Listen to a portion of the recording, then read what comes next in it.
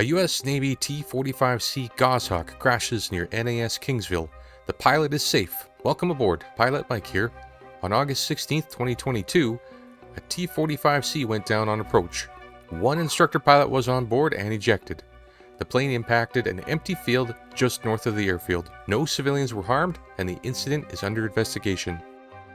This comes near the anniversary of the September 19, 2021 crash, when a U.S. Navy T-45 crashed into a Fort Worth suburb in Texas. Video footage was just released of the 2021 incident.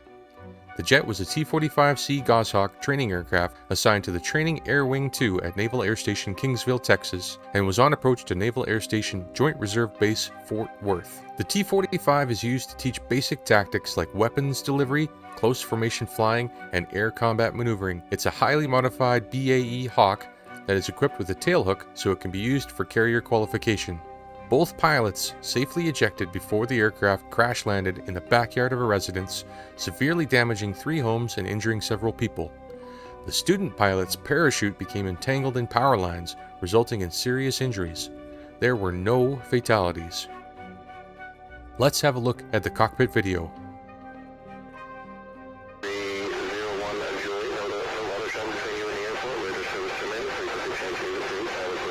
Altitude 3 miles, 1360. My pleasure. Go 6 follow Delta, maintain VFR at about 3000, thanks, push and through.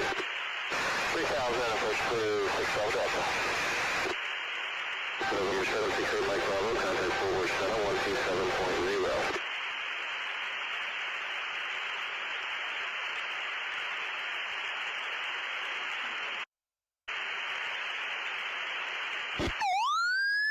Controls. New control. Tower, Blazer 237 emergency. We are trying to make it to the runway. Blazer 237, Roger.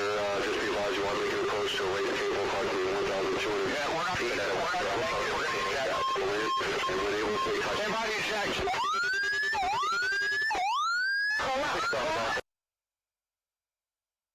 So we're looking at the head-up display here. This is something the pilots see through the front to show them while looking outside critical information like their airspeed, their altitude, vertical speed, heading, and there's a flight path vector here. So right now it looks like their radar altitude is 1,000 feet above ground. They've got a barometric altitude here, which is kind of hard to read, and a vertical speed. They're descending to the runway, which is out here in the distance, and their airspeed looks like about 143 knots right now.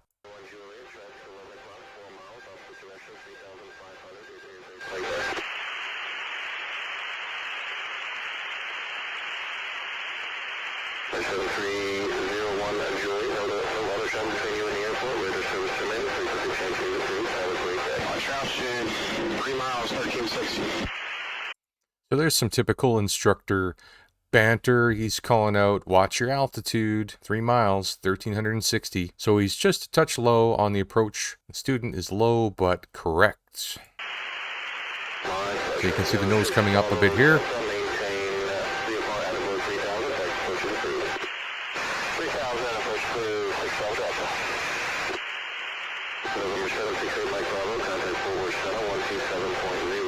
Here comes the birds. 1, 2, 3.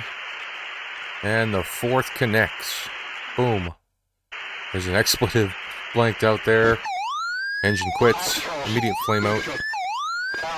So you can hear the instructor pilot immediately says, I have controls. And the student pilot replies, you have controls. So the airspeed and altitude is low, which is a tough place to be. They're about to land, so you have to be low and slow. There's no extra energy to pull up and attempt to relight or glide to the runway, which is so close, yet so far. If they would have tried to stretch the glide, it would have ended badly. I learned this early in my flying career while flying gliders. You never try and stretch the glide. You will run out of energy and stall. That's bad. You stay on speed and fly it to the ground. In this case, they had ejection seats which saved their lives. I wouldn't want to ride 12,000 pounds of metal and jet fuel into a neighborhood. Luckily, there were no serious injuries on the ground. That's a pilot's worst nightmare. If I punched out, I'd be sick seeing that plane pile into a residential area.